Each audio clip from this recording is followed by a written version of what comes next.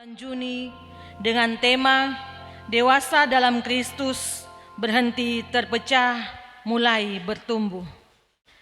Hari ini kita diajak untuk kembali memeriksa hidup iman kita di hadapan Tuhan. Apakah kita masih mudah terpecah oleh perbedaan, terseret oleh kepentingan diri, atau justru semakin dipersatukan dalam kasih Kristus yang membangun? Karena itu, marilah kita datang dengan kerendahan hati dalam ibadah saat ini, agar ibadah ini menjadi perjumpaan yang mengubah hidup kita untuk semakin dewasa di dalam Dia. Marilah sambil berdiri dan menyembah Tuhan.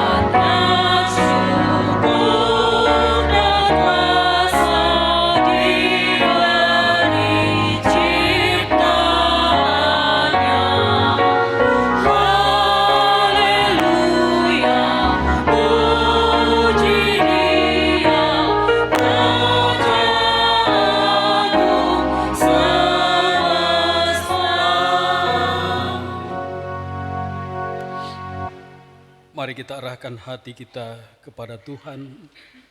Kita satu hati, kita memohon pertolongannya dalam ibadah kita sore ini. Pertolongan yang datang kepada kita di dalam ibadah ketiga sore ini ialah di dalam nama Tuhan yang telah menjadikan langit dan bumi, yang memelihara kesetiaannya sampai selama-lamanya, dan yang tidak pernah meninggalkan perbuatan tangannya. Kasih karunia dari Allah Bapa, dari Tuhan Yesus Kristus, dan persekutuan Roh Kudus menyertai saudaraku sekalian. Dan menyertai Silakan duduk. Baik Bapak Ibu, saudara-saudaraku, Shalom.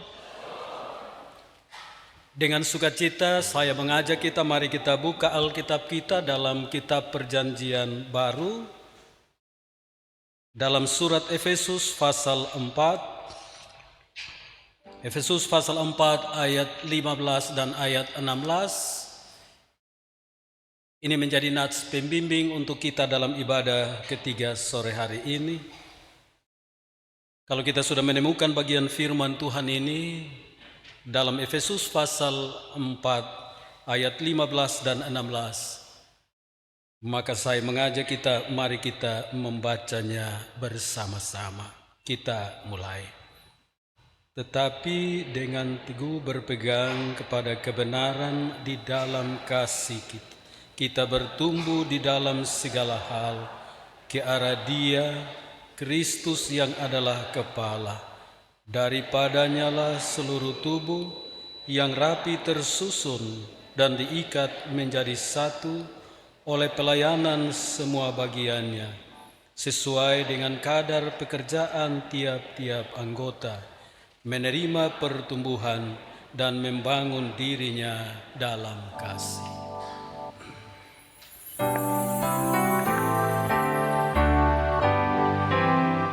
Serikat persaudaraan berdiri menunggu, sempurnakan persatuan di dalam Tuhanmu, bersama-sama juang dikuatkan iman, berdamai bersejahtera dengan pengasihan.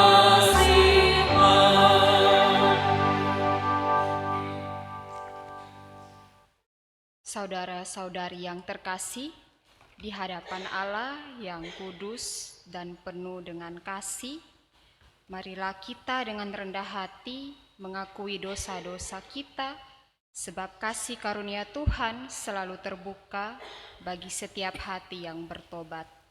Mari kita mengambil saat teduh.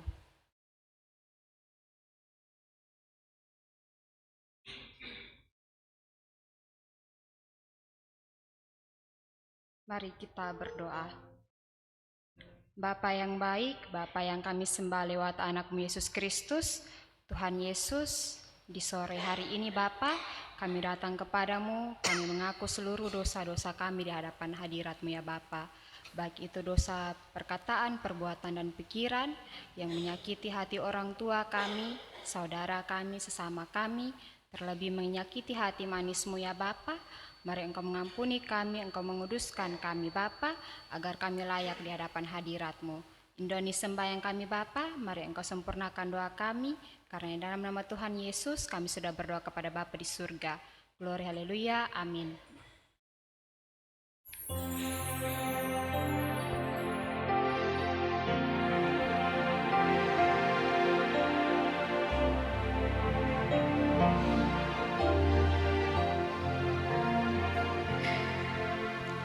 Bila ku renung dosaku padamu Tuhan, yang berulang ku lakukan di hadapanmu, kasih sayangmu perlindunganku di bawah naungan sayapmu, damai hatiku, kasih sayangmu pengharapanku, sapa kasih setiamu.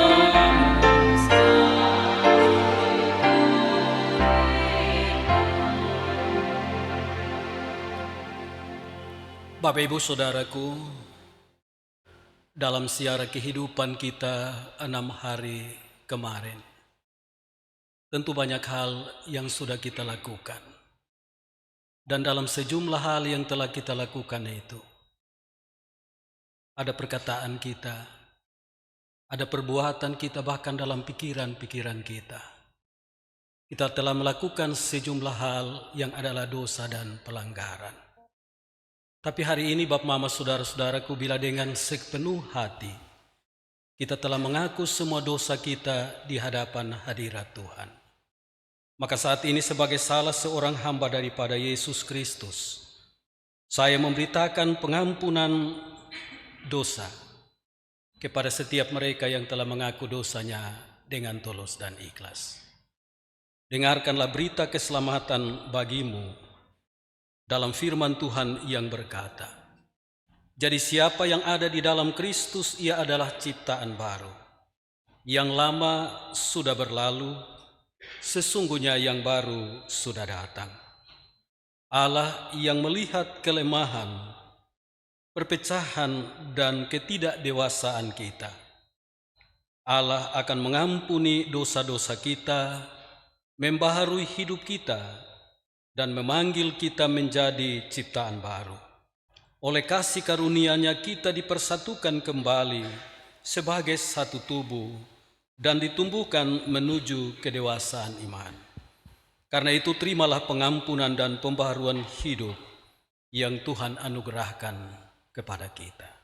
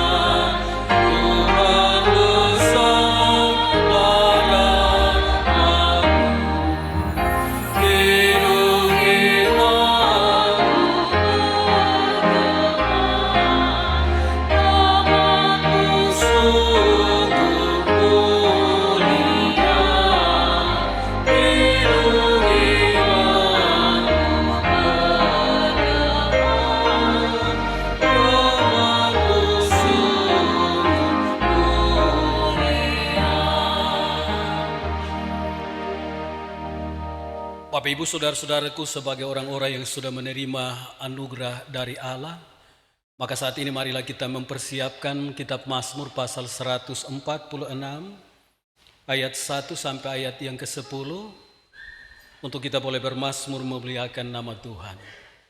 Sambil kita mempersiapkan bacaan Mazmur 146 ini, kesempatan diberikan kepada paduan suara pemuda untuk memuliakan Tuhan dengan persiapan pujiannya.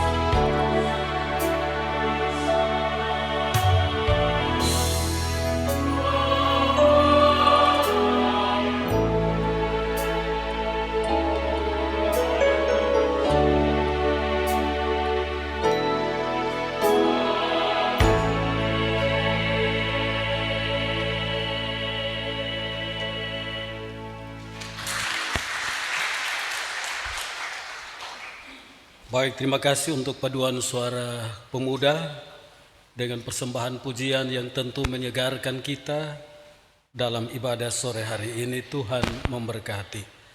Bapak Ibu Saudaraku, saya jemput kita mari berdiri agar berdasarkan Mazmur 146 ini, 146 ayat 1 sampai 10, kita boleh bermazmur bagi Tuhan.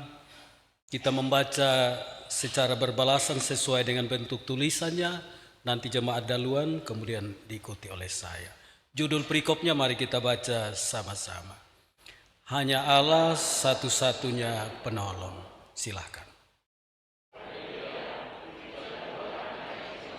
Aku hendak memuliakan Tuhan selama aku hidup. Janganlah percaya kepada para bangsawan. Apabila nyawanya melayang, ia kembali ke tanah. Berbahagialah orang yang mempunyai Allah Yakub sebagai penolong. Dia yang menjadikan langit dan bumi, yang tetap setia untuk selama-lamanya.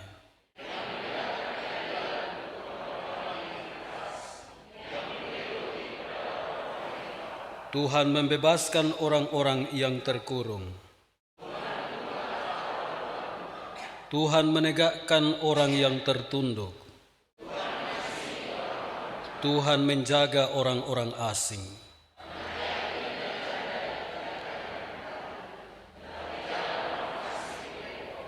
Kita sama-sama.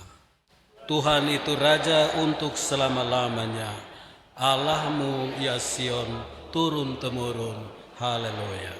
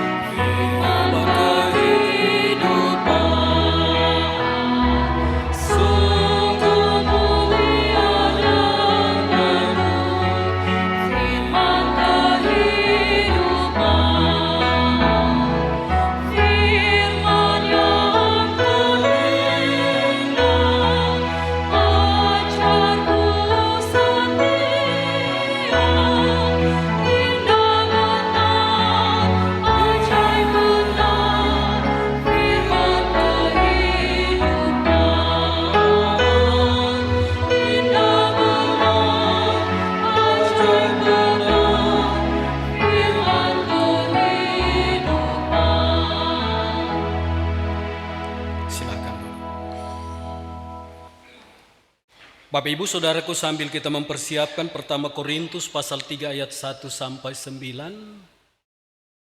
Pertama Korintus pasal 3 ayat 1 sampai 9. Sebagai kebenaran firman Tuhan yang melawat kita sore hari ini, kesempatan terlebih dahulu diberikan kepada Kakak Joy Bailai untuk mempersembahkan pujiannya.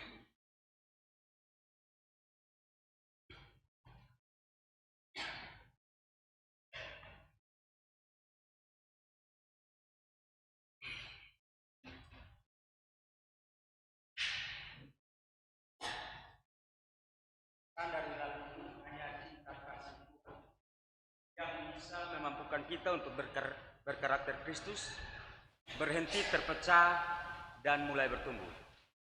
Hanya kekuatan kasih Tuhan.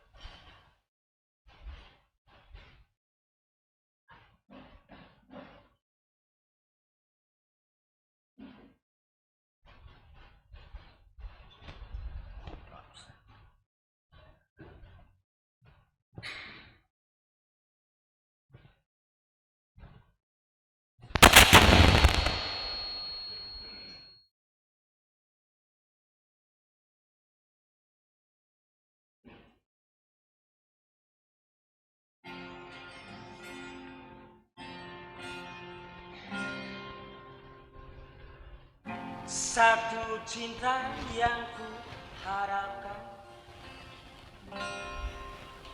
satu kasih yang ku dambakan, Telah sekian lama ku cari,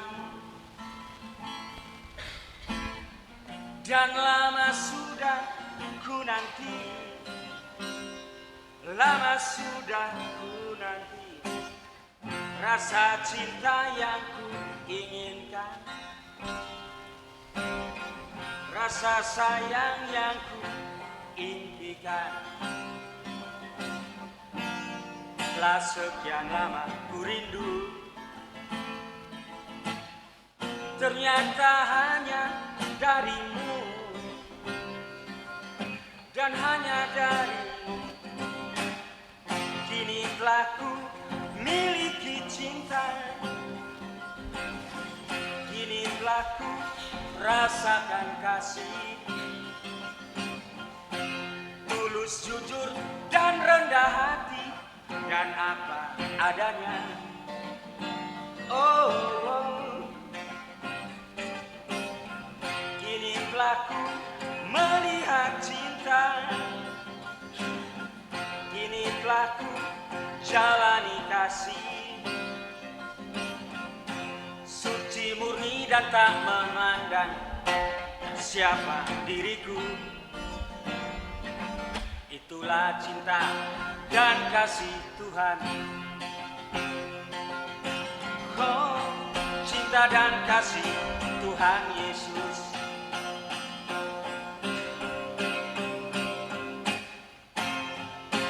Tulus, jujur, dan rendah hati, dan apa adanya. Suci, murni, dan tak memandang siapa diriku. Itulah cinta dan kasih Tuhan. Cinta dan kasih Tuhan Yesus. Oh, cinta kasih yang rendah hati, cinta kasih yang tulus, jujur, dan apa adanya. Oh,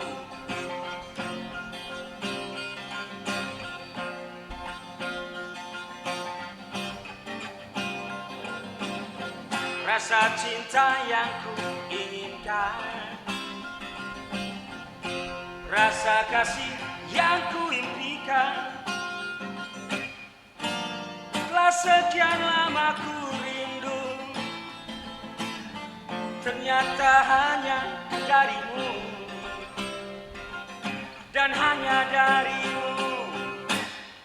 Kini telah ku miliki cinta, kini telah ku rasakan kasih, tulus, jujur, dan rendah hati, dan apa adanya. Oh, oh. Kini telah ku melihat cinta, kini telah ku jalani kasih, suci, murni, dan tak memandang siapa diriku. Itulah cinta dan kasih Tuhan. Cinta dan kasih Tuhan Yesus.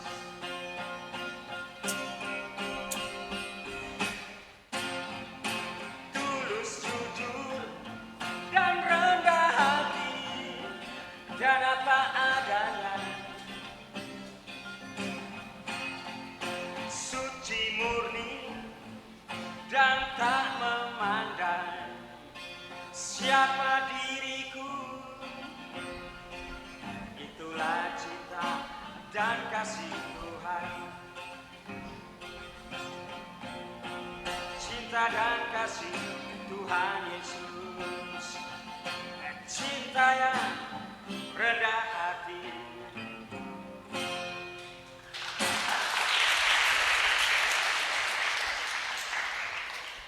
Baik, terima kasih Kakak Joyce. Dengan gaya-gaya yang khas, sudah puji Tuhan, dan pujian ini tentu memberkati persekutuan kita. Mari kita siap hati untuk ada dalam kebenaran firman Tuhan. Pembacaan firman Tuhan terambil dari pertama Korintus 3 ayat 1 sampai ayat yang ke-9. Sebelum kita membaca dan mendengar renungan firman Tuhan, mari kita berdoa. Allah Bapa kami yang di surga, Bapa yang kami puji dan kami sembah lewat Anakmu Yesus Kristus. Terima kasih ya Tuhan atas penyertaan-Mu, sehingga pada sore hari ini kami boleh datang di Ka'bah-Mu yang kudus ini Tuhan. Kami datang menyembah Engkau dengan segenap hidup kami, dengan mengucap syukur karena Tuhan tidak pernah meninggalkan kami. Tiba saatnya kami akan membaca dan mendengar renungan firman kebenaran-Mu. Mari Tuhan, jamalah kami dengan Roh Allah yang kudus, sehingga kami boleh mendengar firman kebenaran-Mu ini dan boleh laksanakan dalam hari-hari hidup kami ke depannya. Berkati Bapak Pendeta yang akan menyampaikan firman kebenaran-Mu ya Tuhan, agar supaya semua yang disampaikannya boleh jadi hanya karena kesetiaan, kasih setia Tuhan dalam hidup Bapak Pendeta bersama keluarga. Terima kasih ya Tuhan, kami sudah siap membaca dan mendengar renungan firman-Mu. Berfirmanlah kepada kami. Amin.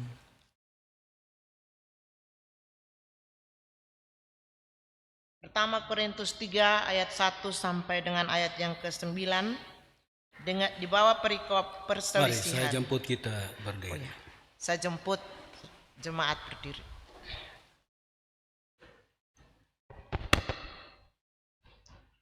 Dan aku saudara-saudara, pada waktu itu tidak dapat berbicara dengan kamu seperti dengan manusia rohani, tetapi hanya dengan manusia duniawi yang belum dewasa dalam Kristus. Susulah yang kuberikan kepadamu, bukanlah makanan keras, sebab kamu belum dapat menerimanya, dan sekarang pun kamu belum dapat menerimanya. Karena kamu masih manusia duniawi. Sebab jika di antara kamu ada iri hati dan perselisihan, bukankah hal itu menunjukkan bahwa kamu manusia duniawi dan bahwa kamu hidup secara manusiawi? Karena jika yang seorang berkata, aku dari golongan Paulus, dan yang lain berkata, aku dari golongan Apolos, bukankah hal itu menunjukkan bahwa kamu manusia duniawi yang bukan rohani? Jadi, apakah Apolos, apakah Paulus, pelayan-pelayan Tuhan yang olehnya kamu menjadi percaya, masing-masing menurut jalan yang diberikan Tuhan kepadanya? Aku menanam, Apolos menyiram, tetapi Allah yang memberi pertumbuhan. Karena itu, yang penting bukanlah yang menanam atau yang menyiram, melainkan Allah yang memberi pertumbuhan. Baik yang menanam maupun yang menyiram adalah sama, dan masing-masing akan menerima upahnya sesuai dengan pekerjaannya sendiri. Karena kami adalah kawan sekerja Allah. Kamu adalah ladang Allah, bangunan Allah. Demikian firman Tuhan. Bapak Ibu saudara-saudaraku, berbahagialah bagi setiap mereka yang setelah mendengarkan kebenaran firman ini, memelihara dalam hati, merenungkannya siang dan malam, dan melakukan firman ini dalam seluruh kehidupannya. Haleluya.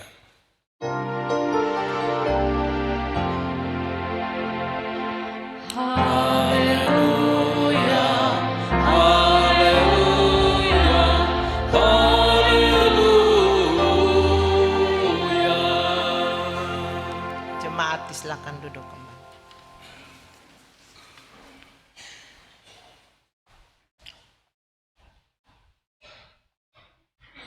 Dewasa dalam Kristus, berhenti terpecah, mulai bertumbuh.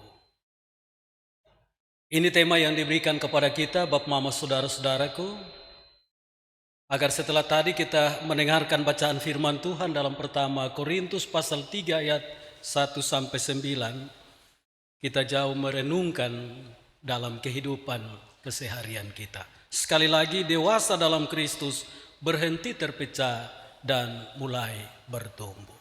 Salam. Yang ada di balkon, salam. Yang ada di luar, salam. Apa kabar sore ini? Semua bye-bye? Betul? Ya, kalau begitu nyatakanlah sukacitamu kepada orang kiri kanan, pegang tangan dan dia bilang sukacita bagimu. Bilang tatap mata saya. Nah, ya ada kala pegang tangan juson baliat itu juga tidak enak. Harus bakulia supaya dia senyum kok, atau jangan-jangan dia masih tidak sukacita. Semua sudah ada sukacita, amin. Bapak Mama, hidup ini perlu penampilan diri. Sekali lagi, hidup ini perlu penampilan diri.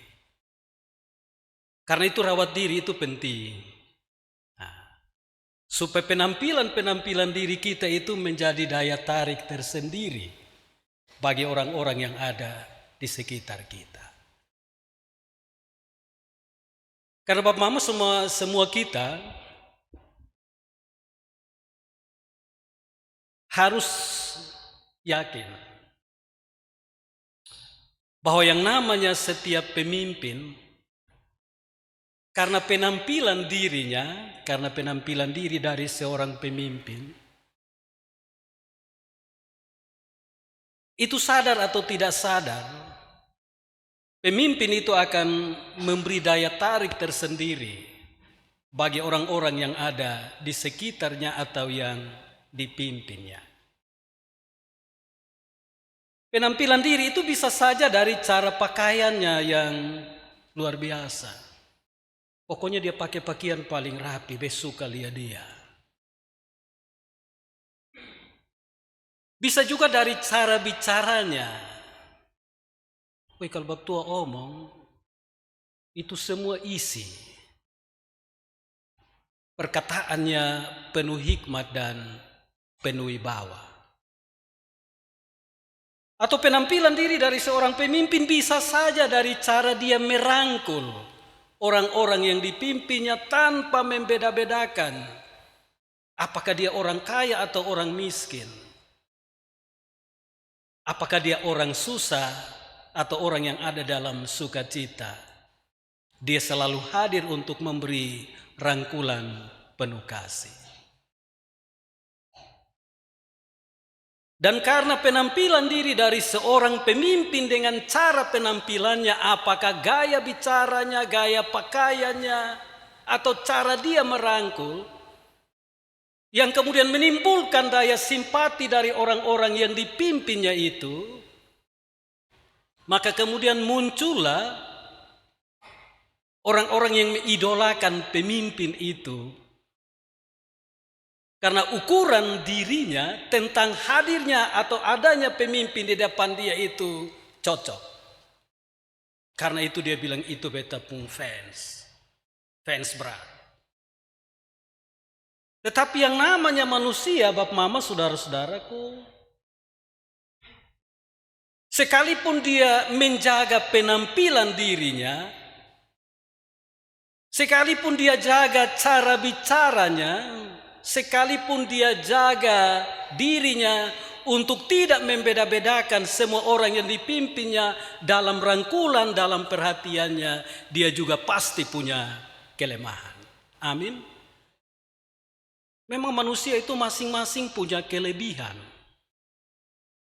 Kelebihan yang luar biasa sekalipun Bapak Mama saudara-saudaraku, tetapi pasti ada kekurangan dan keterbatasan dari yang namanya pemimpin.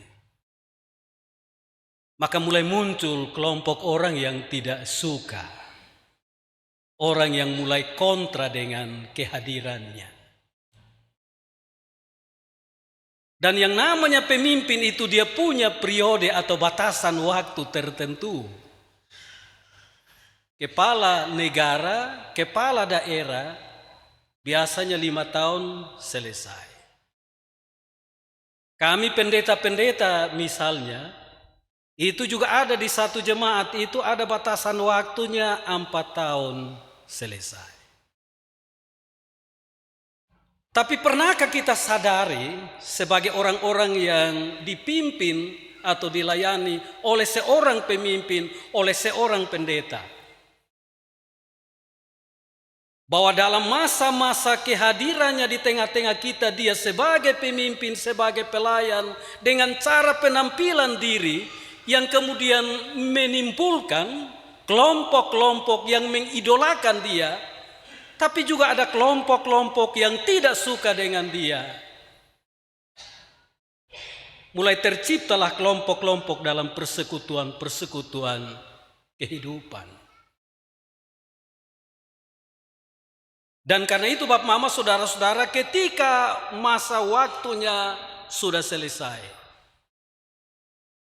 maka mulai akan muncul pro dan kontra di tengah-tengah masyarakat atau di tengah-tengah jemaat. Mereka yang masih mengidolakan dia, mereka yang masih mau untuk dia terus memimpin. Coba lihat pada saat kampanye, yang ditampilkan itu adalah hal-hal yang baik. Hal-hal yang tidak baik itu dikubur. Dan hal-hal yang tidak baik itu justru dimunculkan oleh pihak sebelah, pihak lawan, untuk kemudian terjadi gesekan-gesekan dalam kehidupan sebuah kebersamaan. Ini ironis. Ini ironis. Karena yang namanya pemimpin itu dengan masing-masing gayanya yang kemudian menciptakan kelompok pro dan kontra dalam sebuah persekutuan, satu waktu dia akan pergi. Tapi yang terjadi adalah bahwa sudah tercipta kelompok-kelompok di tengah-tengah sebuah persekutuan. Dia akan pergi dengan sukacita. Tetapi yang terjadi di tengah-tengah kehidupan sebuah persekutuan, yang ini tidak suka lihat ini, yang sana tidak suka lihat ini. Karena apa yang mereka idolakan, dia sudah pergi, gara-gara bosong dia pergi. Maka akhirnya muncul gesekan-gesekan dalam sebuah persekutuan. Bapak Mama, saudara-saudaraku, jemaat Korintus pernah mengalami hal ini. Pernah mengalami hal yang namanya munculnya kelompok-kelompok di tengah-tengah persekutuan mereka. Ketika yang namanya pemimpin atau pelayan-pelayan Tuhan yang pernah ada di tengah-tengah mereka sempat menciptakan kelompok-kelompok di tengah-tengah persekutuan, tapi satu ketika mereka sudah pergi, tapi yang terjadi adalah perpecahan, perselisihan di antara orang-orang Korintus. Kita sebut saja mantan-mantan pelayan Tuhan itu Paulus. Ada juga Apolos, ada juga Kefas. Ini 3 pemimpin atau pelayan Tuhan yang sempat berkarya, yang sempat melayani di tengah-tengah orang-orang Korintus. Dan oleh kehadiran 3 tokoh ini, kemudian tercipta golongan-golongan atau kelompok-kelompok dalam persekutuan bersama. Yang walaupun Paulus sudah pergi jauh, yang walaupun Apolos juga sudah tidak ada di tengah mereka, termasuk Kefas, tetapi kelompok mereka itu masih tetap ada di kota Korintus, masih menimbulkan perselisihan, pertengkaran, iri hati di antara mereka satu sama lainnya. Bapak Mama, saudara-saudaraku, Paulus itu orang pertama yang hadir di tengah-tengah persekutuan orang-orang Korintus, datang dengan satu tujuan untuk menyaksikan kebenaran Injil Yesus Kristus yang pada waktu itu sebagai penganut agama Yahudi, jadi orang-orang Korintus itu terdiri dari dua kelompok besar. Yang satu namanya golongan Yahudi, yang satu namanya golongan orang-orang Yunani. Sebagai orang-orang Yahudi, Bapak Mama, saudara-saudaraku, mereka itu adalah penganut-penganut agama Yahudi yang sementara menanti penggenapan perjanjian lama dengan hadirnya Mesias sebagai juru selamat. Dalam masa penantian itu, Bapak Mama, saudara-saudaraku, di kota Korintus, Paulus datang kurang lebih 1,5 tahun. Dia ada di tengah-tengah mereka. Dan karena itu dia mulai memberitakan tentang Yesus Kristus yang adalah Mesias yang digenapi, yang dijanjikan oleh perjanjian lama. Tapi dalam diri Yesus itulah Mesias yang sebenarnya dinantikan.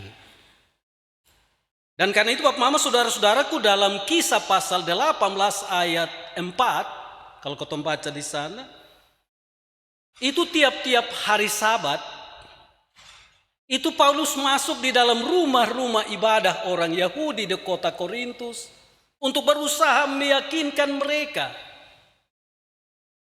tentang Yesus sebagai Mesias yang dijanjikan atau digenapi, yang telah datang ke dalam dunia, namun karena ditolak oleh dunia, maka akhirnya dia sudah mati tersalib, tapi dia sudah bangkit, dia sudah naik kembali, dan dia ada di atas sebagai hakim yang nanti menunggu kita manusia untuk kembali mempertanggungjawabkan semua yang telah dilakukannya.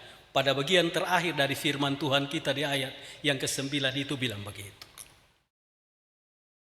Tetapi semenjak hadirnya Paulus di tengah-tengah persekutuan jemaat Korintus, Bapak Mama, kemudian datanglah Silas dan Timotius datang dari Makedonia untuk mendukung pemberitaan Injil Yesus Kristus oleh Paulus.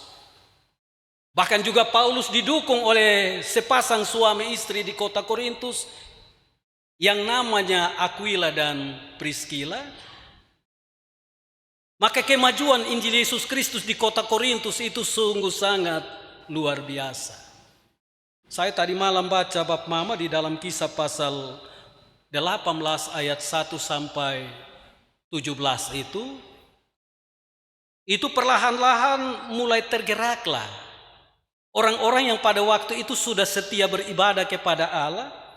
Saya catat misalnya dia bilang yang pertama kali mulai menerima dan percaya kepada Yesus Kristus sebagai Mesias anak Allah yang diutus ke dalam dunia itu namanya Titius Justus.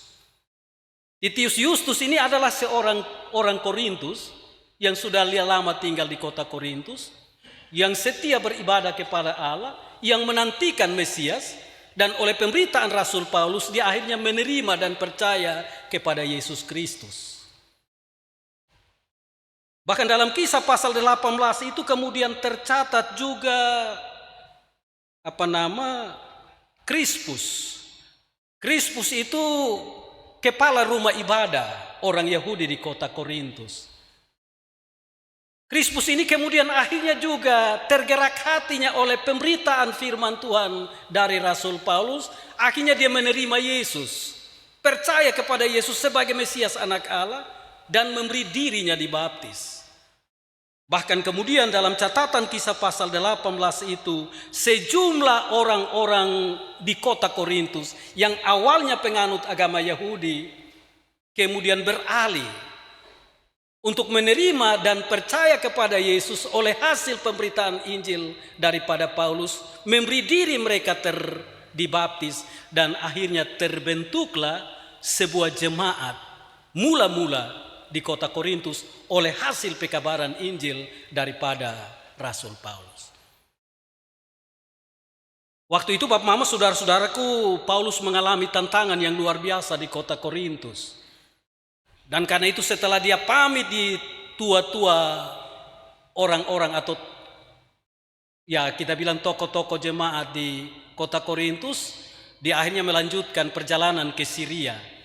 Dia bawa ini Aquila dan Priscilla.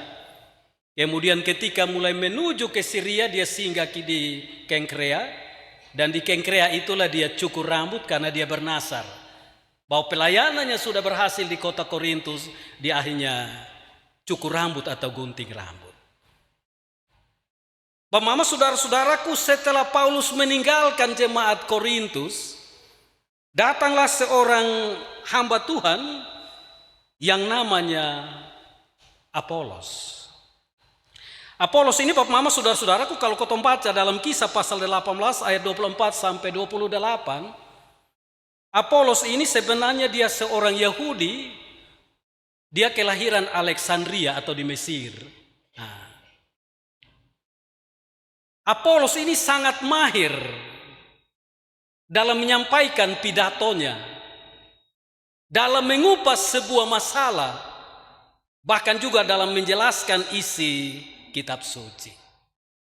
Dan karena kepintarannya itu Bapak mama saudara-saudaraku, akhirnya orang-orang Korintus itu iman mereka yang awalnya dibentuk oleh Paulus itu semakin disegarkan oleh kehadiran daripada Apolos. Makanya Paulus bilang, akulah yang menanam, Apoloslah yang menyiram. Jadi untuk beberapa waktu lamanya itu Apolos tinggal bersama-sama dengan jemaat Korintus. Dari rumah ke rumah layaknya Paulus pada waktu awal, dia mengunjungi rumah-rumah jemaat untuk menjelaskan kepada mereka tentang isi kitab suci. Walaupun kita baca dalam Kisah pasal 18 ayat 24 sampai 28 itu, bahwa keterbatasan atau kekurangan daripada Apolos itu dia hanya memahami baptisan daripada Yohanes. Tapi sungguh luar biasa pertumbuhan iman jemaat-jemaat yang ada di kota Korintus. Layaknya seorang pemimpin yang punya batasan waktu, akhirnya juga Apolos itu harus pergi ke tempat lain. Maka datanglah yang namanya Kefas atau Simon Petrus. Kehadiran tokoh ketiga yang namanya Kefas ini Bapak Mama itu diterima sungguh luar biasa. Karena orang Korintus sudah dengar tentang siapa itu Simon Petrus.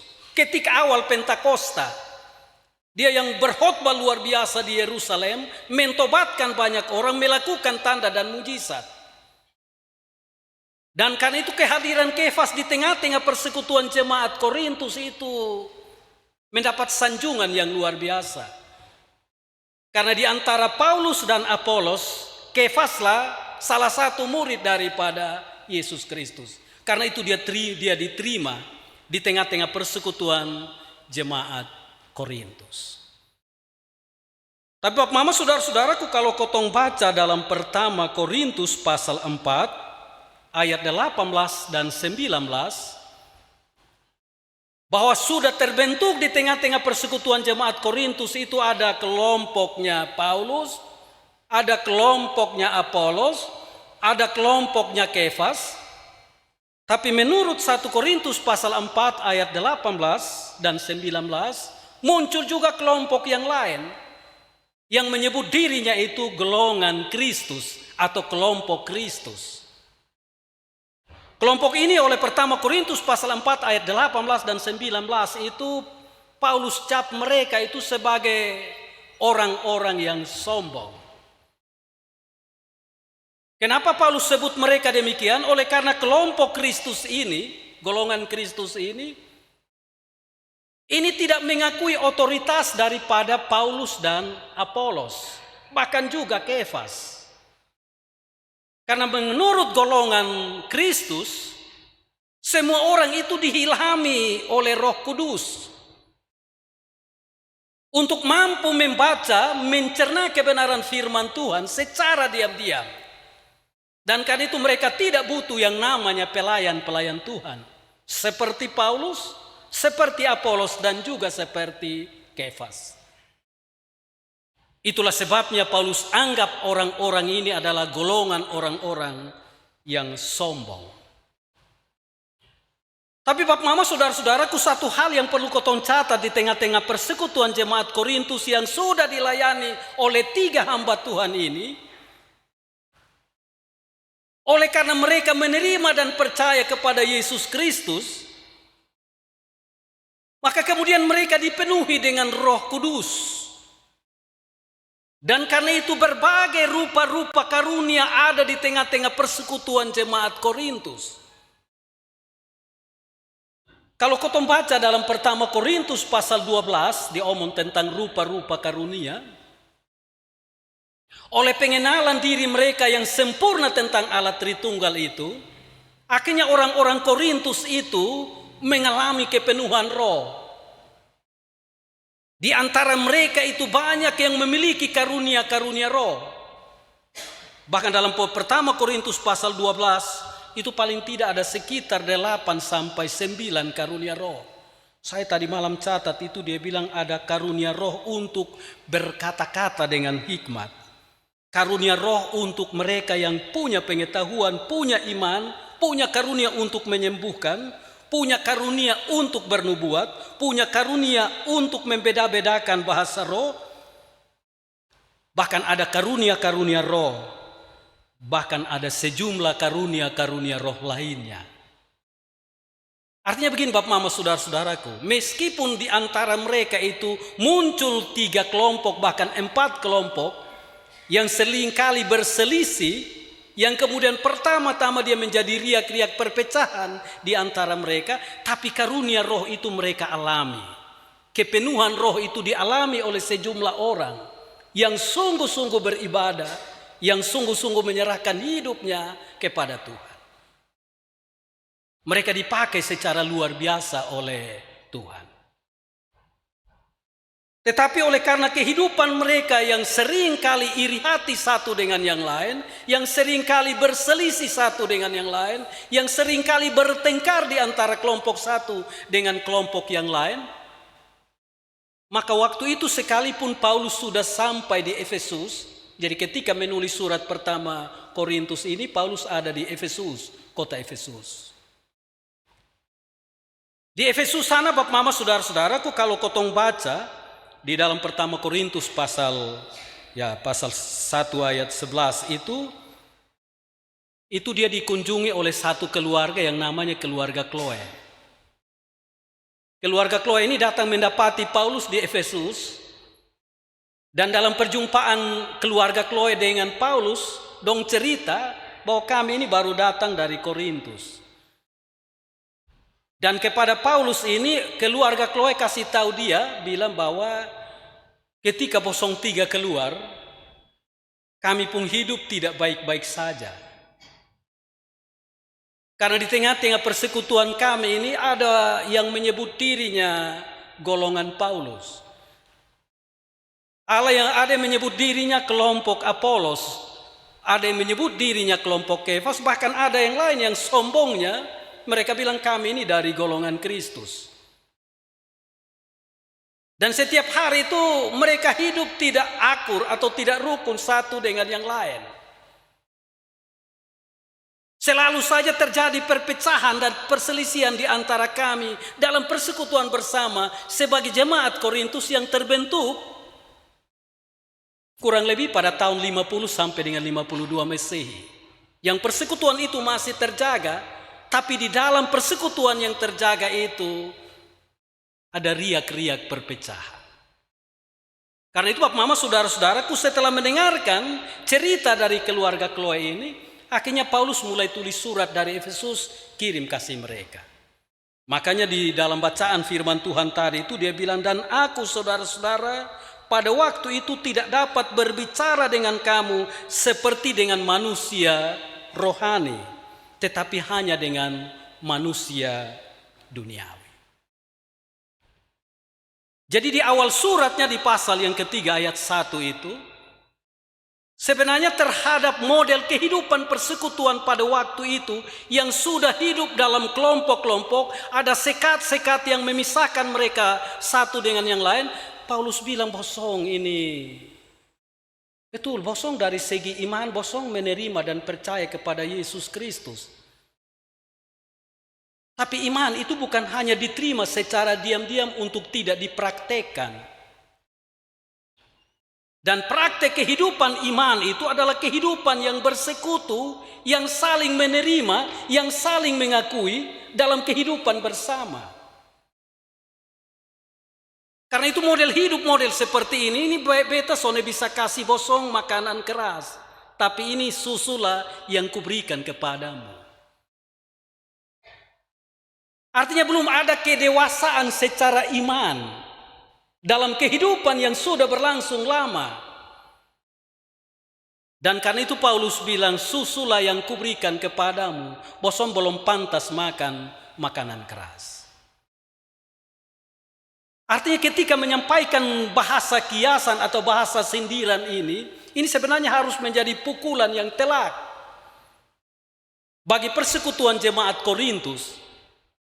Yang pada waktu itu meskipun mereka menerima Injil dari 3 orang pemimpin atau pelayan Tuhan, tapi mereka 3 orang ini hanyalah alat yang dipakai oleh Tuhan untuk hadir menumbuhkan iman di tengah-tengah mereka, untuk menyegarkan, untuk semakin menyuburkan iman dalam persekutuan jemaat Korintus. Dan karena itu Bapak Mama, saudara-saudaraku, orang-orang Korintus menurut Paulus itu adalah orang-orang yang belum dewasa secara iman. Saya tadi malam merenungkan bagian ini. Kenapa sampai Paulus omong dorang sebagai orang-orang yang belum dewasa? Bukankah mereka telah menerima pelayanan dari yang namanya Paulus, rasul yang luar biasa? Bukankah mereka telah menerima Injil dari yang namanya Apolos, seorang yang cakap dan berapi-api ketika berkhotbah kepada mereka? Bahkan juga salah seorang murid Yesus yang namanya Simon Petrus pernah hadir di tengah-tengah mereka. Tetapi Paulus bilang dari cara hidup mereka, mereka belum dewasa alias mereka masih anak kecil. Bapak Mama coba lihat anak kecil, ketempung anak-anak dong itu. Dong pun cara hidup seperti apa? Anak kecil itu pertama-tama itu dia punya sifat itu suka makan puji. Puji dengan dia pun permainan, puji dengan dia pun baju, puji dengan dia pun rambut. Maka dia akan semakin makan puji. Tapi coba lu kasih keluar kata-kata yang sedikit kritik dia. Lu son mandi berapa hari ini? Itu dia langsung menangis. Bekas tahu bepu mama. Dia sulari pi itu. Dia supi kasih tahu. Anak kecil itu juga suka hidup berkelompok. Membeda-bedakan kawan. Kotong 2 pun baju sama. Jam kawan dan dia pun baju dah dolek. Jam bermain dan dia. Nah, gaya kehidupan seorang anak kecil itu yang secara kasat mata dilihat oleh Paulus dari cerita keluarga Chloe yang sementara terjadi di antara mereka karena yang satu iri hati terhadap yang lain. Ini keluarga sebelah hidup sumulai baik karena usaha kerja keras, dong sumulai perbaiki dong rumah, dong sumulai beli motor, sumulai beli oto. Maka yang di sana bilang jamba kawan dan dong karena dong su sombong. Padahal dong tidak pernah sombong.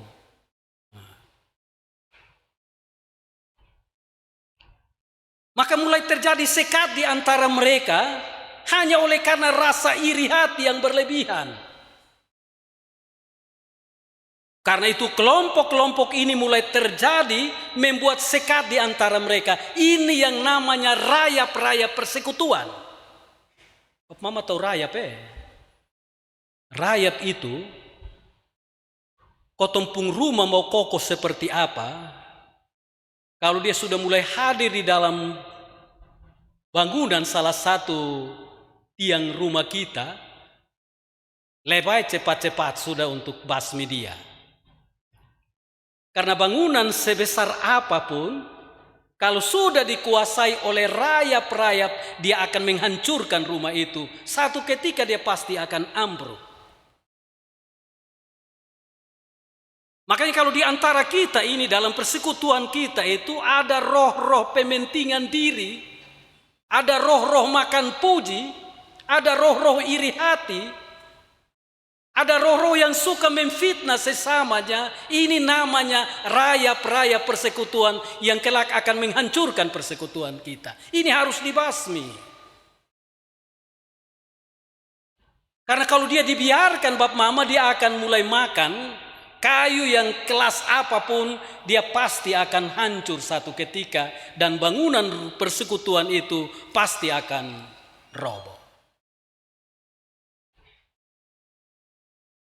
Karena itu Bapak Mama, saudara-saudaraku, sama seperti jemaat Korintus yang awal mula ketika didirikan,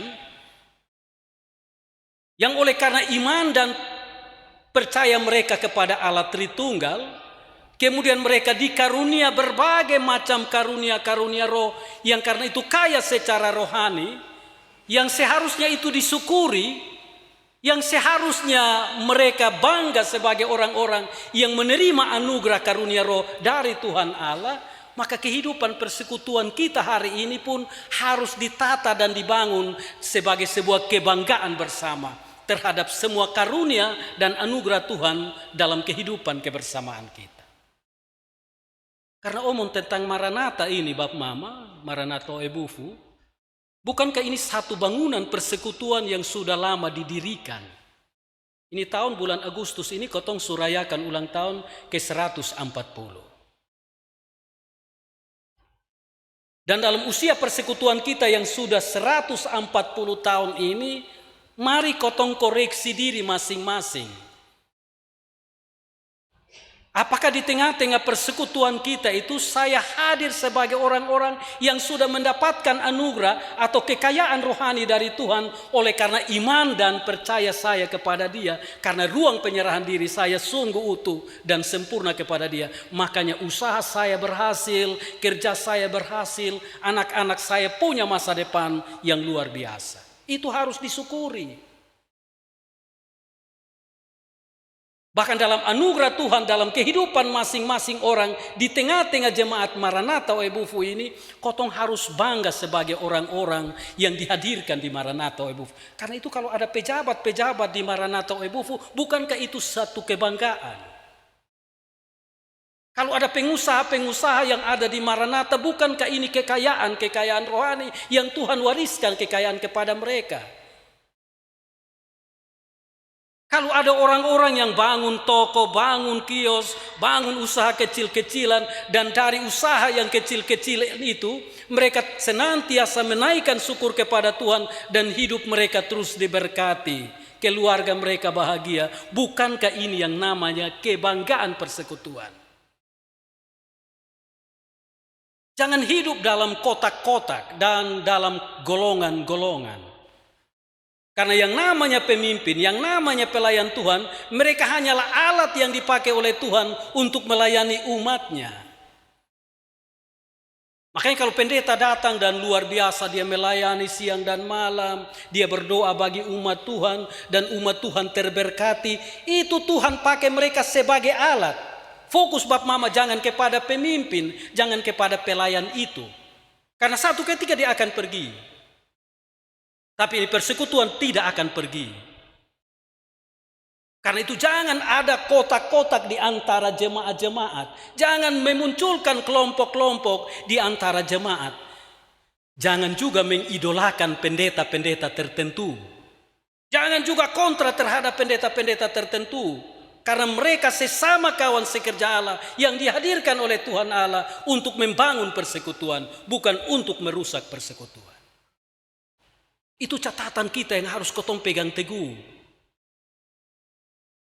Karena kehidupan jemaat Korintus yang hanya gara-gara iri hati satu dengan yang lain, yang kemudian memunculkan pertengkaran di antara mereka, yang perlahan-lahan menggoyahkan persekutuan jemaat Korintus. Untungnya Paulus cepat sadar diri Bahwa sebagai orang yang merintis dan membentuk jemaat itu, dia terpanggil untuk menuliskan surat ini, untuk memberikan nasihat kepada mereka, untuk menjauhi yang namanya perseteruan di antara mereka, untuk segera mengakhiri hidup dalam kelompok-kelompok, dalam golongan-golongan, supaya kembali mereka bersatu sebagai orang-orang yang sudah dipelihara dan diberkati oleh Tuhan. Supaya bangunan persekutuan jemaat Korintus itu semakin kokoh berdiri dalam kemuliaan nama Tuhan. Karena itu kalau orang lain kaya tidak usah iri. Justru itu harus menjadi cambuk bagi kita. Untuk kotong semakin berusaha dan bekerja. Karena Bapak Mama, Tuhan itu dari tata ketinggiannya dia melihat kita. Siapa yang betul-betul siang dan malam bekerja, berusaha menurut ketetapan-ketetapan aturan yang sudah dia firmankan. Karena itu kalau dapat hasil kecil itu jangan kecewa. Itu hanya awal mula dari cara Tuhan memberkati dan memelihara hidupmu. Jangan iri hati terhadap dia yang punya kelebihan berkat. Karena kelebihan berkat dia itu dia sudah usaha bertahun-tahun kemarin. Lu hanya berusaha 1 hari, lu langsung iri hati terhadap dia. Jangan. Teruslah berusaha, teruslah bekerja. Karena ada cara Tuhan untuk memberkati usahamu, cara Tuhan untuk memberkati pekerjaanmu. Dengan ketekunan dan penyerahan diri yang utuh dan sempurna tentang kerja-kerja kita hari ini, satu ketika Tuhan akan mendatangkan berkat yang berkelimpahan. Oleh karena hidup dalam ketekunan dan dalam iman percaya kepada Dia. Karena itu marilah ketong hidup dalam kedewasaan Kristus. Berhenti sudah untuk terpecah belah. Berhenti iri hati. Berhenti untuk bertengkar. Berhenti untuk fitnah orang. Berhenti untuk omong orang lain punya nama. Orang lain punya urusan rumah tangga. Orang lain punya kekayaan. Fokus pada dirimu sendiri. Fokus pada usaha dan kerjamu. Karena ketika ketong sungguh-sungguh fokus pada diri kita, pada rumah tangga, pada usaha dan kerja kita, ada waktu di mana Tuhan akan mengangkat kehidupanmu untuk satu kelak sama dengan Dia, bahkan bisa lebih dari Dia. Tuhan memberkati kita dengan firman-Nya. Amin. Kesempatan diberikan kepada vokal grup kaum Bapa untuk memuliakan nama Tuhan.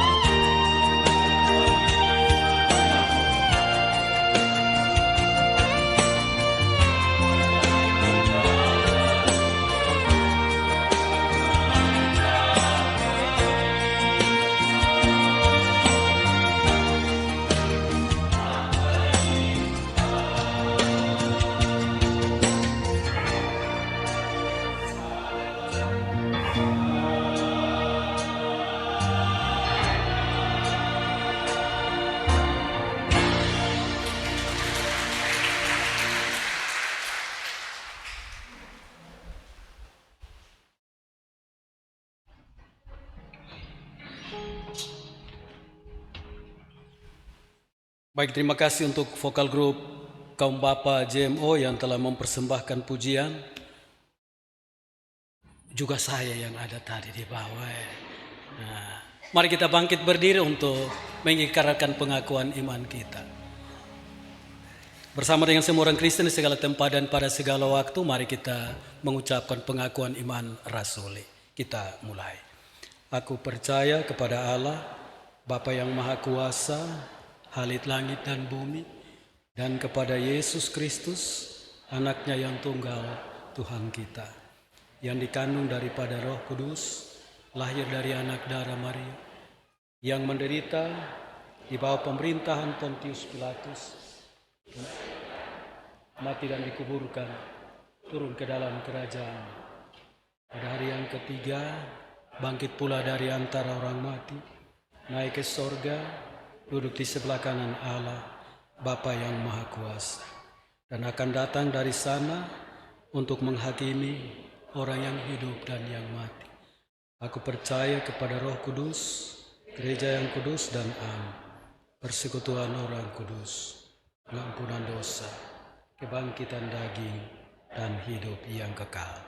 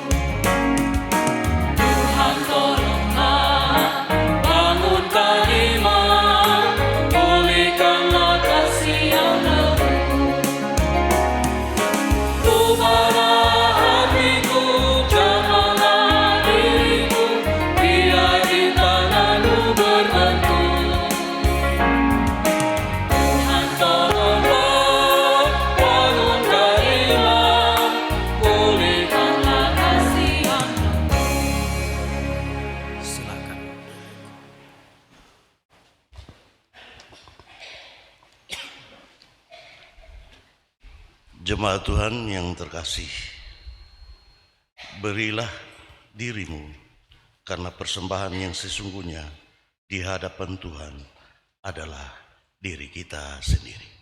Oleh karena itu, marilah kita memberi dengan sukacita. Tuhan Yesus memberkati.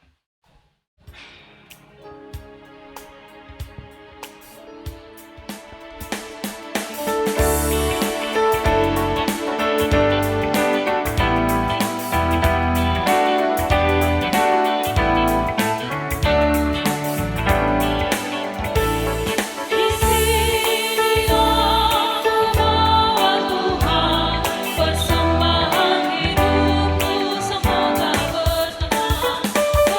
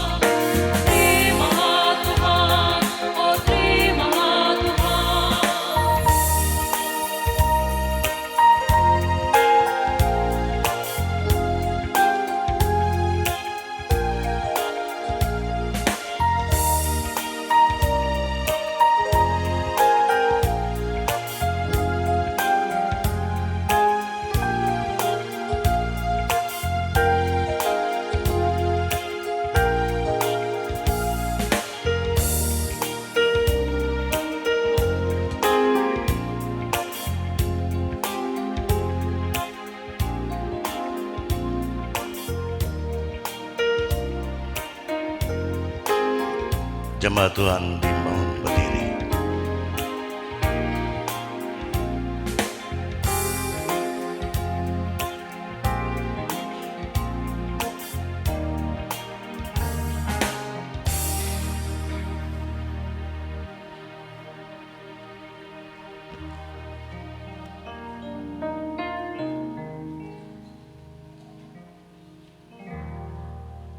Mari kita berdoa.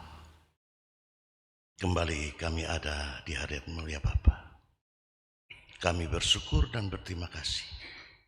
Engkau begitu baik, sungguh baik dan teramat baik bagi kami.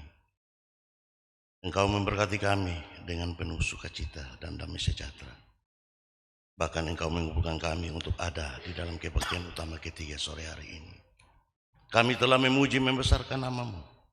Dan lebih daripada itu kami juga telah mendengarkan kebenaran firman-Mu. Sebagai ungkapan syukur Tuhan, kami datang membawa seluruh persembahan yang ada. Baik itu persembahan syukur, nazar, perpuluhan, maupun persembahan yang lainnya. Mari Tuhan Engkau terima, Engkau sambut, Engkau sempurnakan persembahan itu. Biarlah berguna untuk pekerjaan kerajaan Allah melalui jemaat Maranatha Webufu. Berkati juga tangan-tangan yang mau mengelolanya Tuhan. Biarlah lewat pengelolaan persembahan syukur ini, nama Tuhan dipuji dan dipermuliakan. Lebih daripada itu Bapa, mari sambut persembahan hidup dan kehidupan kami sebagai persembahan yang berbau harum di hadapan hadirat-Mu. Terima kasih Tuhan, ampuni kami. Di dalam nama Yesus kami berdoa. Haleluya. Amin.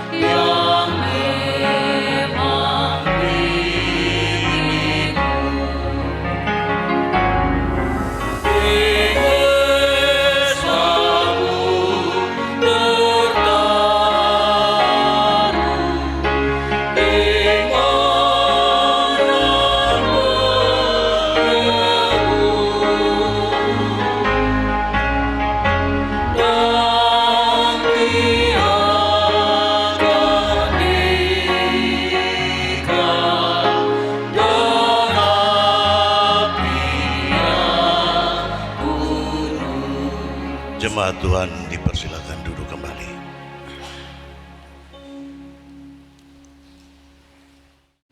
Baik Bapak Ibu, saudara-saudaraku, mari kita bawa seluruh kehidupan kita, entahkah kita yang datang dengan ucapan syukur, ataupun kita yang telah datang untuk membawa seluruh pergumulan hidup kita kepada Tuhan.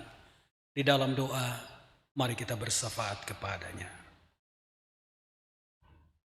Ya Tuhan, Engkau Allah yang selalu baik, bahkan teramat baik dalam kehidupan kami. Apapun yang telah kami alami di kehidupan kami sepanjang minggu yang telah kami lalui, kami percaya datangnya dari Tuhan. Itulah sebabnya hari ini di hari perhentian-Mu, di hari Minggu yang kudus, di kebaktian sore hari ini, kami datang dari seluruh kehidupan kami. Kami datang dalam rumah-Mu untuk menaikkan puji syukur kehadirat-Mu. Karena segala sesuatu yang telah kami alami sepanjang minggu kemarin, Tuhan telah bawa kami sampai dalam rumah-Mu. Kami masih dalam keadaan selamat, sukacita, untuk bisa menaikkan puji syukur dan hormat kami kepada-Mu. Karena itu Tuhan, terima kasih hari ini ketika kami ada dalam ruang penyembahan kami. Kami boleh menaikkan puji-pujian kami, baik puji-pujian yang lahir dari bibir mulut umat-Mu, ataupun yang secara khusus dipersiapkan oleh Kakak Joy Tadu Balelai, oleh paduan suara pemuda, bahkan oleh vokal grup kaum bapa. Ini semua sebenarnya tanda kepujian kami kepadamu atas semua kasih setia dan pemeliharaan Tuhan yang masih Tuhan perkenankan bagi kami pribadi lepas pribadi. Terima kasih Tuhan, karena sebelum kami melanjutkan siara kehidupan kami di minggu baru yang telah Tuhan sediakan ini, Tuhan hadir melawat kami untuk kami ada dalam ruang pendengaran akan kesaksian firman Tuhan. Karena itu biarlah dengan kebenaran firman Tuhan yang telah kami dengar, Roh Tuhan terus bekerja dalam hati kami pribadi lepas pribadi, agar dalam rumah tangga keluarga kami, dalam usaha dan kerja kami, apapun yang terjadi dalam kehidupan ini, kami tidak memandang orang lain dengan penuh iri hati dan dengki, tapi kami memandang mereka sebagai sesama saudara kami yang hidup dalam kekayaan-kekayaan rohani, dan itu menjadi kebanggaan bagi persekutuan bersama kami. Terima kasih Tuhan. Karena itu biarlah dalam kehidupan kami di minggu yang baru ini, dengan tuntunan Roh Kudus, dengan kekuatan dan kesehatan yang masih Tuhan anugerahkan, dengan hikmat yang Tuhan bekali dalam diri kami, kami terus menata hari-hari hidup kami di minggu yang baru ini dalam pengenalan dan takut akan Tuhan. Karena itu terima kasih Bapa di sorga, oleh karena hari ini ketika kami ada dalam persekutuan bersama kami boleh mengucap syukur bersama-sama dengan saudara-bersaudara kami yang dalam perkenanan-Mu mereka boleh merayakan hari ulang tahun pernikahan kudus mereka maupun hari ulang tahun kelahiran. Kami bersyukur bersama 15 pasangan keluarga rumah tangga yang sudah sekian waktu Tuhan berkati dalam pernikahan kudus mereka. Dan sepanjang minggu yang telah kami lalui sampai dengan pagi ini, mereka masing-masing boleh bertemu dengan hari ulang tahun pernikahan kudus mereka. Rumah tangga dan keluarga mereka kami taruh dalam tangan Tuhan. Usaha dan pekerjaan termasuk anak-anak yang telah Tuhan anugerahkan, Tuhan berkati, supaya rumah tangga mereka adalah rumah tangga yang sungguh-sungguh hidup memuliakan nama Tuhan.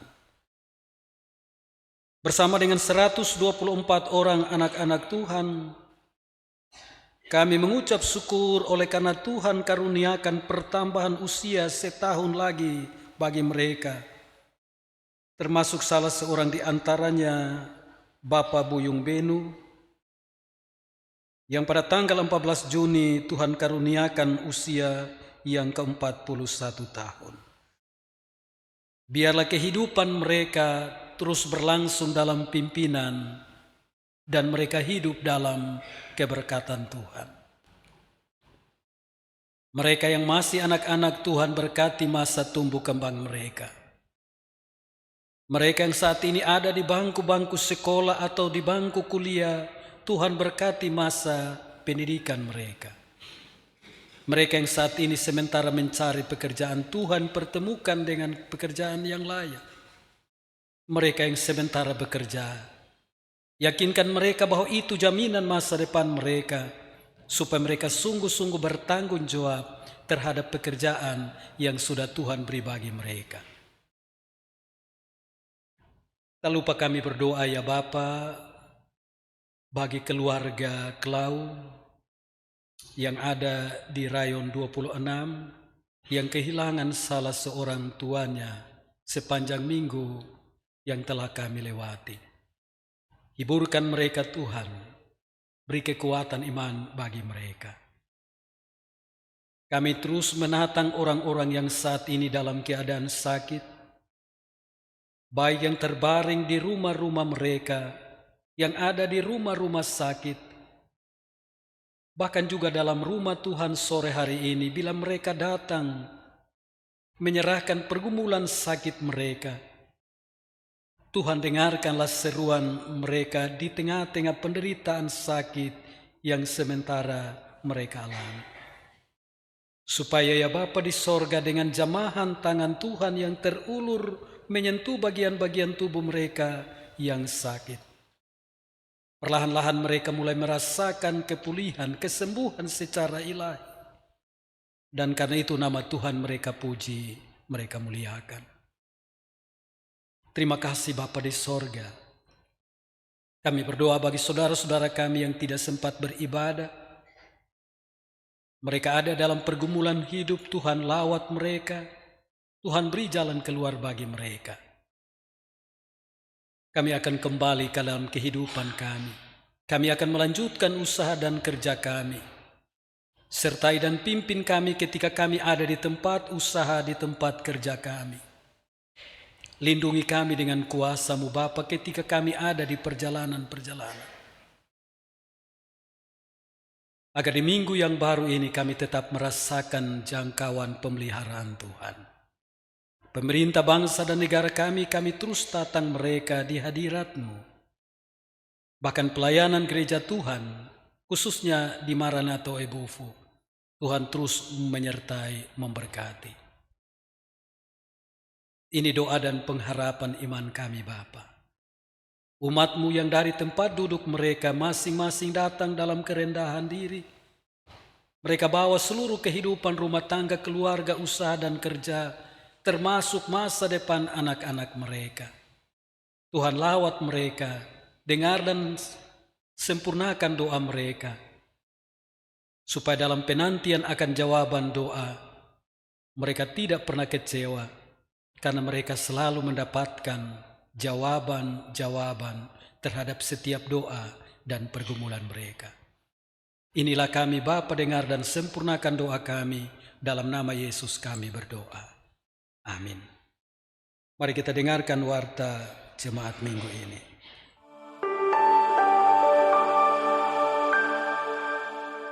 Shalom, salam damai sejahtera dalam kasih Tuhan Yesus Kristus. Berikut adalah pelayan firman yang melayani ibadah hari ini. Ibadah pertama dan kedua, Pendeta Vivi Siarbalo. Ibadah ketiga dan keempat, Pendeta Yusuf Nakmova. Majelis jemaat yang melayani dalam ibadah Minggu 21 Juni adalah ibadah pertama, Rayon 6, 13, dan 23, ibadah kedua, Rayon 4, 16, dan 20, ibadah ketiga, Rayon 8, 19, dan 21, ibadah keempat, Rayon 14, 15, dan 22. Dalam rangka pertukaran pelayanan Teritori 3 Klasis Kota Kupang Timur, maka ibadah Minggu 21 Juni dilayani oleh ibadah pertama, Pendeta Emeritus Julius Nale dari Jemaat Bet El Maulafa. Ibadah kedua, Pendeta Judith Volabesi dari Jemaat Kaisarea.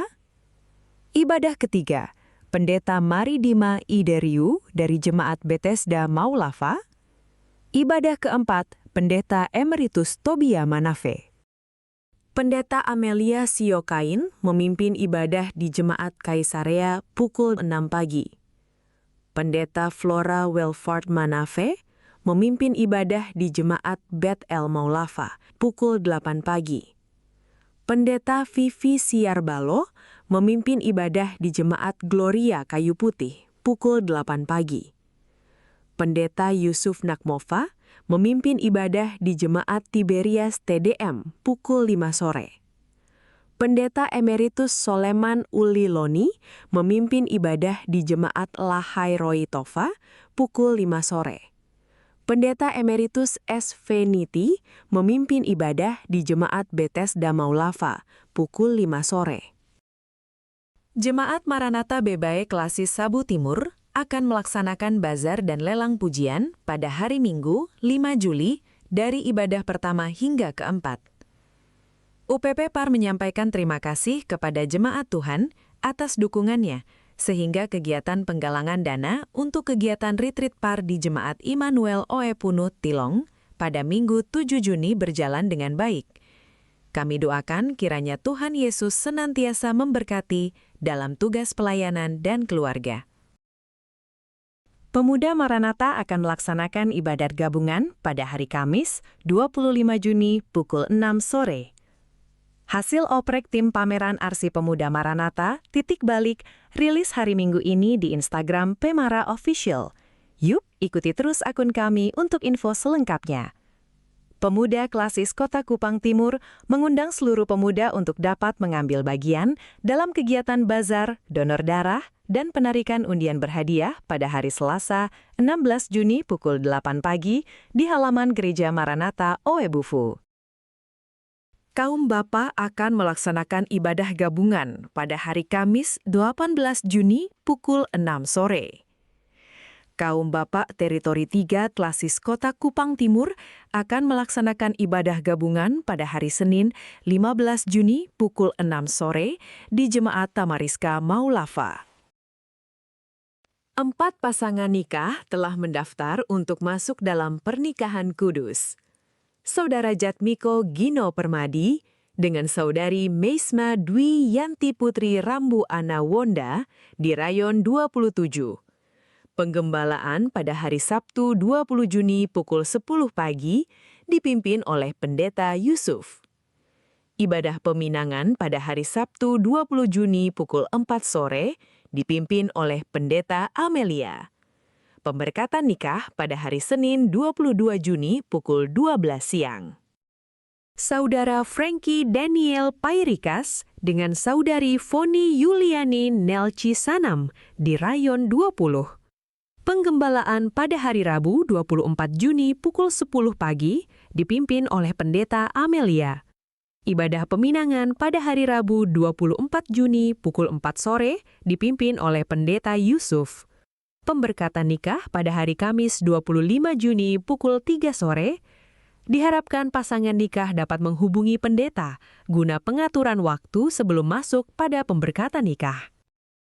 Saudara Mardianus Leba dengan saudari Febianti Mbolik di Rayon 9. Pemberkatan nikah pada hari Jumat 26 Juni pukul 10 pagi di Jemaat Peniel Oebobo, Klasis Kota Kupang. Saudara Jackson Alexander Sali dengan saudari Febriani Natalia Angela Nale di Rayon 3. Pemberkatan nikah pada hari Jumat 26 Juni pukul 2 siang di Jemaat Lanut El Tari Penfui, Klasis Kota Kupang Timur. Progres pembangunan Pastori 4 tahap 2 mencapai 98,26%. Gereja membutuhkan seorang security. Informasi selengkapnya dapat dibaca pada Warta Cetak. Pelayanan kantor gereja tutup dari tanggal 15 hingga 16 Juni. Untuk hal yang luar biasa tetap dilayani. Pelayanan dibuka kembali pada hari Rabu, 17 Juni. Kehadiran jemaat dalam ibadah Minggu 7 Juni mencapai total 1.887 jemaat, terdiri dari 686 jemaat laki-laki dan 1.201 jemaat perempuan. Gereja menerima persembahan berupa padi 2 karung dari Bapak Yusuf Fuel di Rayon 11. Padi 2 karung dari keluarga Neno Saban di Rayon 24. Majelis Jemaat menyampaikan terima kasih. Laporan keuangan periode 6 hingga 12 Juni mencatat saldo awal ditambah penerimaan Rp94.006.000.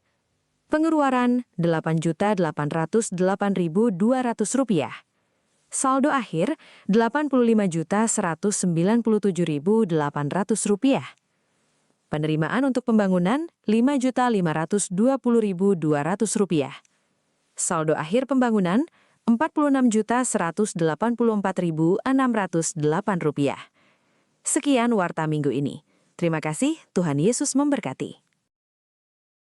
Baik Bapak Ibu Saudaraku, kita telah ada di penghujung ibadah kita. Karena itu saya jemput, mari berdiri untuk menerima pengutusan dan berkat.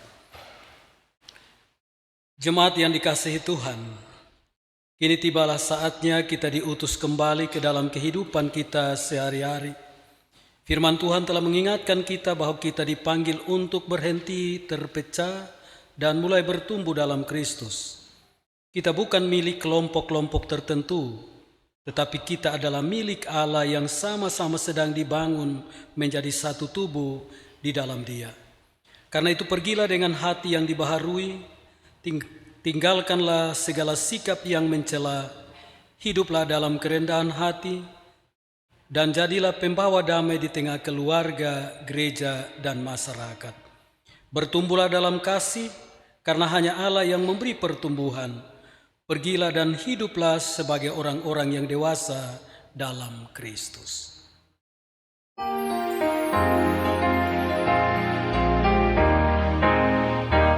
Utuslah kami masuk dalam dunia ini, menjadi saksi bagi kerajaan-Mu, membawa damai dan terang-Mu yang abadi, menabur kasih bagi dunia yang besar. Utuslah kami jadi saksi yang setia, membawa kabar sukacita yang abadi, supaya dunia mengaku dan percaya, Engkaulah Yesus Tuhan Juru Selamat-Nya. Kini arahkan hatimu kepada Tuhan, saudara-saudaraku, dan pulanglah dengan menerima berkat-Nya. Allah sumber segala kasih karunia di dalam Yesus Kristus Tuhan, menyertai dan memberkati saudara-saudara. Ia mencurahkan kepadamu berkat yang berlimpah-limpah, sehingga engkau dapat menjadi berkat bagi sesamamu dari sekarang sampai selama-lamanya. Amin.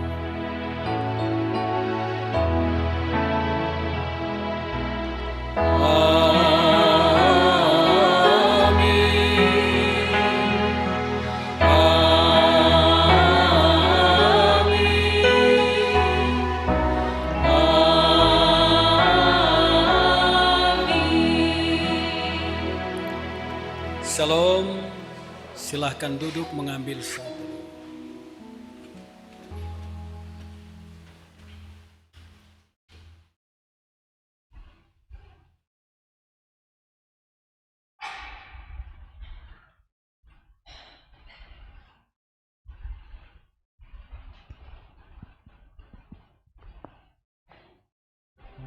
Jemaat Tuhan dipersilakan berdiri.